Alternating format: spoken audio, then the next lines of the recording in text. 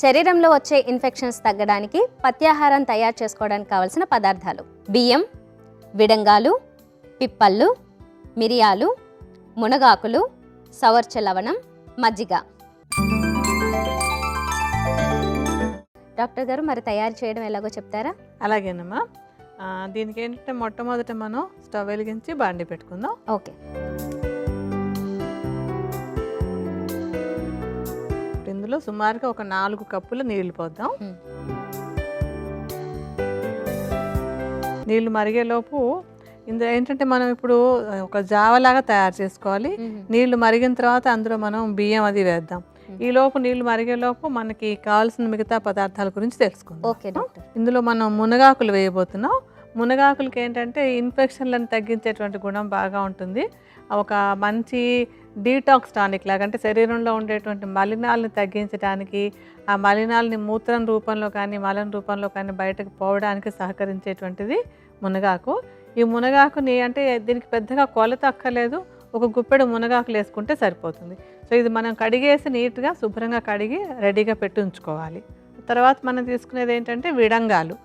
ఈ విడంగాలు అనేది ఇన్ఫెక్షన్లు అంటే వైరస్ కానీ బ్యాక్టీరియా కానీ ఇతర అనవసరమైనటువంటి ఇన్ఫెక్షన్లు ఏమి శరీరంలో ఉన్నా సరే అవి తగ్గించడానికి బాగా ఉపయోగపడుతుంది.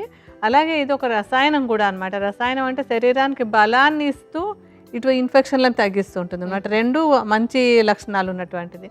సో ఈ విడంగాలను చూర్ణంలాగా చేసేసుకుని ఉంచుకోవాలి. అంటే మనం వేసుకోవడానికి సుమారుగా ఒక చెంచాడు చూర్ణాన్ని తీసి విడిగా పెట్టుకోవాలన్నమాట. తర్వాతది పిప్పళ్ళు. పిప్పళ్ళు కూడా రసాయనంగాను పనిచేస్తాయి, అలాగే కృమిహారం అంటాం అనమాట. అంటే ఇన్ఫెక్షన్లను తగ్గించడానికి కూడా బాగా ఉపయోగపడుతుంది. దీనికి ఉండే ఇంకొక మంచి గుణం ఏంటంటే ఆకలిని జీర్ణశక్తిని కూడా బాగా పెంచుతుంది. ఆకలి జీర్ణశక్తి పెరిగిందంటే న్యాచురల్గానే శరీరానికి ఒక బలం, అంటే తను రక్షించుకునేటువంటి రోగనిరోధక శక్తి 2 వస్తాయి. ఈ పిప్పళ్ళను కూడా కొంచెం అంటే నేతిలో వేయించి చల్లారాక పొడి చేయాలి. ఈ పొడిని కూడా ఒక చెంచాడు తీసుకుని పక్కన ఉంచుకుందాం.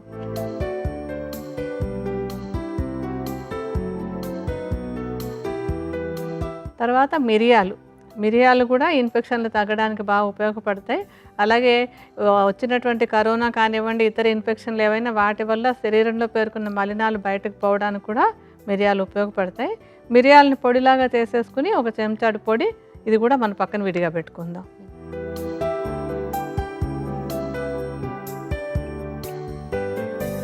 ఇంకొకటి సవ్వర్చ లవణం అని ఉప్పుల్లో ఒక రకం అన్నమాట. ఇది అంటే మామూలు ఉప్పులాగా కాకుండా కొంచెం సవ్వర్చ లవణం, అది కాస్త ఈ కఫదోషాన్ని తగ్గించడానికి దానికి ఉపయోగపడుతుంది.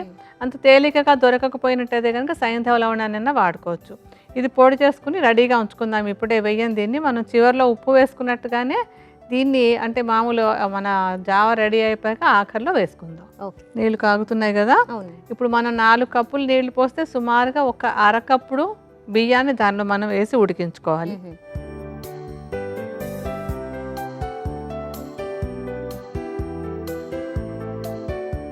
అలాగే ఇందులో కొంచెం మనం మునగాకులు కూడా వేసేసి ఉడుకుతున్నట్టుగా, అంటే కషాయంలాగా అవుతుంది. ఉడుకుతూ ఈ మునగాకుల్లో ఉండే సారం కూడా మనకి బియ్యపు జావలోకి వస్తుంది. సుమారుగా ఒక గుప్పెడు ఆకులు ఇందులో వేసుకోవాలి. ఓకే.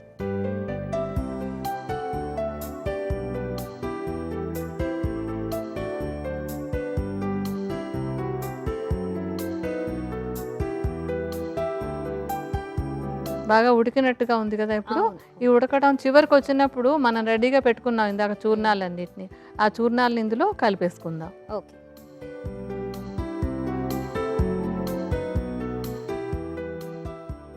బాగా కలిపేసేయండి. కలిపాక కొంతసేపు ఉడకనిద్దాం.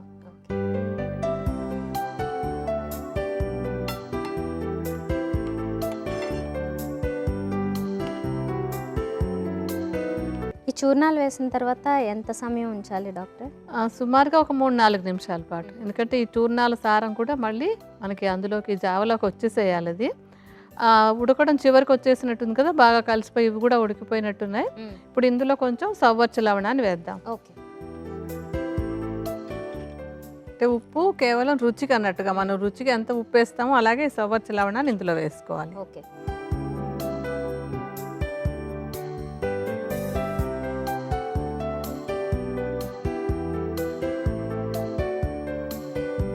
బాగా పూర్తిగా ఉడికిపోయింది కదా. అవును. దీన్ని ఇప్పుడు మనం ఒక బౌల్లోకి తీసుకుందాం. ఓకే.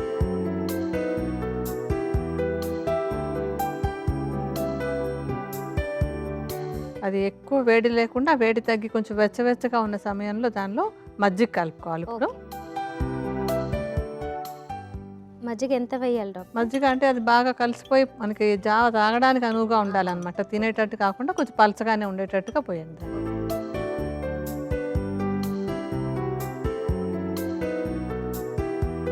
సో మన పచ్చాహారం రెడీ అయిపోయినట్టే ఇప్పుడు. మరి జావని ఎప్పుడు తీసుకోవాలంటారు? అంటే ఇలా ఇన్ఫెక్షన్లతో బాధపడుతున్న వారు కానీ, వచ్చి కాస్త తగ్గి ఇంకా బలహీనంగా ఉన్నవాళ్ళు కానీ రోజు ఒక పూట ఒక ఆహారంగా ఒక ఐటెం లాగా ఈ జావను తయారు చేసుకుని నిత్యం ఒకసారి కనీసం తీసుకోవాలి. 2 పూట్ల తీసుకున్నా కూడా ప్రాబ్లం లేదు. రోజు ఒకసారి కనుక కనీసం తీసుకుంటూ ఉన్నట్టయితే ఈ ఇన్ఫెక్షన్ల వల్ల వచ్చినటువంటి మలినాలన్నీ శరీరంలోంచి బయటకు వెళ్ళిపోయి తొందరగా శరీరం మళ్ళీ శక్తివంతం అవడానికి పత్యాహారం ఉపయోగపడుతుంది.